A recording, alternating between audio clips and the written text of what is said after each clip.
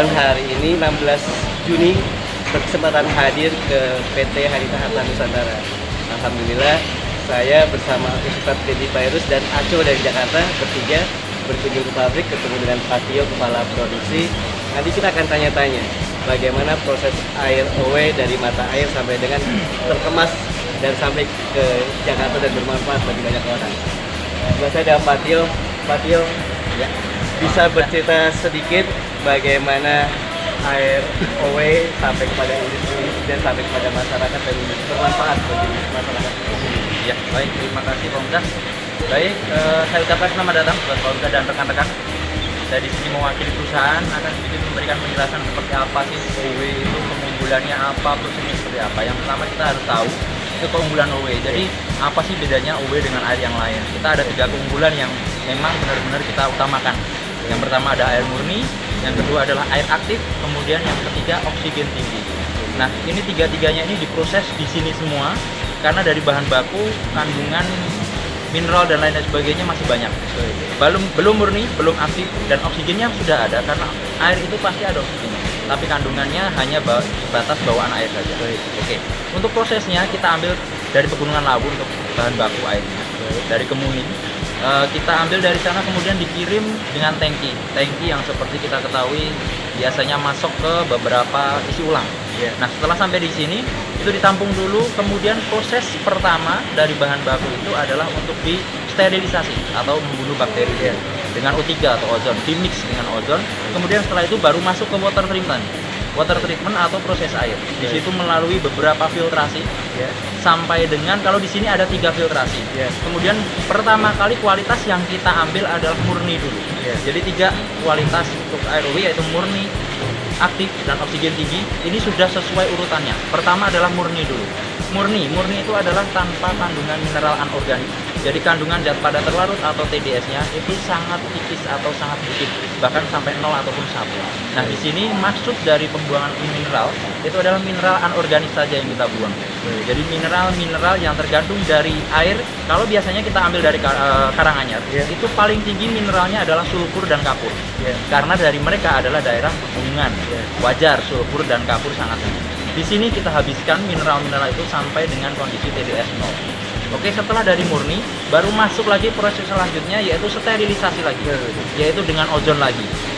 Sudah 2 kali sterilisasi, tadi di bahan baku, kemudian setelah murni kita sterilkan lagi dengan ozon. Kemudian setelah dari ozon baru masuk ke proses aktivasi air. Aktivasi air itu pakai mesin MLET yang tadi mungkin sudah diambil oleh gambarnya Bapak. Itu mesin aktivasi air atau molecular resonance electromagnetic technology, fungsinya untuk aktivasi air. Keunggulan kedua OW yaitu air aktif. Setelah dari mesin MRET kemudian masuk proses selanjutnya yaitu penambahan oksigen. Oksigen dari Karanganyar itu dalam air sekitar 9-11 ppm kandungannya. Kemudian setelah itu kita campurkan atau kita difusikan dengan oksigen baru, kita tambahkan sampai minimal standarnya di tempat kami 28 ppm. Tapi ya, betul, untuk kualitas produk kami di produk itu minimal 29. Tapi standar kami harus di atas 28. Antara 29 sampai 34 di produk biasanya. Dan itu pengukurannya dengan DO meter yang kita pakai. Kemudian setelah dari oksigen, penambahan oksigen, berarti 3 keunggulan OW selesai. Murni, aktif, oksigen tinggi. Setelah itu baru masuk proses packaging.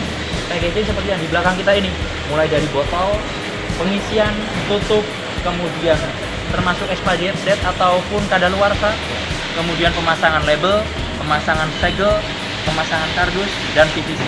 Nah, untuk diketahui, di sini karena air kita aktif, itu ada proses cuci botol. Cuci botol itu yang kita pakai air untuk cucinya, itu sama dengan produk yang kita minum. Jadi nggak boleh air dari luar itu kontaminasi masuk ke dalam sini. Jadi air yang masuk ke sini hanya boleh air yang sudah murni dan itu terbuang menjadi limbah. Jadi hanya sekedar cuci botol. Itu sama dengan yang kita minum.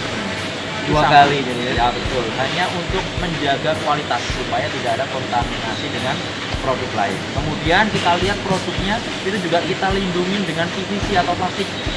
Itu bertujuan untuk apa? Menjaga kontaminasi dari luar. Hampir tidak berhubungan dengan manusia. Betul. Karena itu kondisinya sudah aktif. Sudah masuk mesin MRET. dia riskan terhadap bau dan rasa dari luar. Makanya kita tambahkan PVC sebagai pelindung dari kardus, karena kardus itu kan lubang-lubang, ada lubang liputan. Makanya kita butuh. Setelah itu baru proses muat ataupun pengiriman ke kontainer.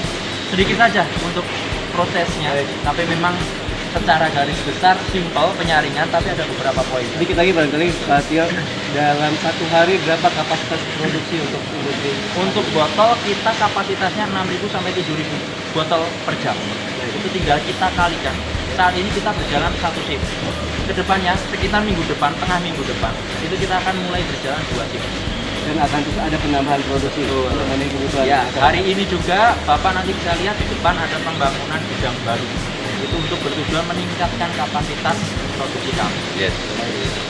Terima kasih Pak Tio, teman-teman sekalian, sudah kita buktikan kita datang ke industri.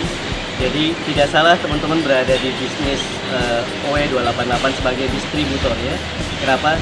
Satu-satunya bisnis industri network yang produknya memiliki pabrik sendiri, bukan makron ya. Harganya terjangkau setara dengan air mineral konvensional. Sistemnya tidak membebankan kita untuk terus mencari orang.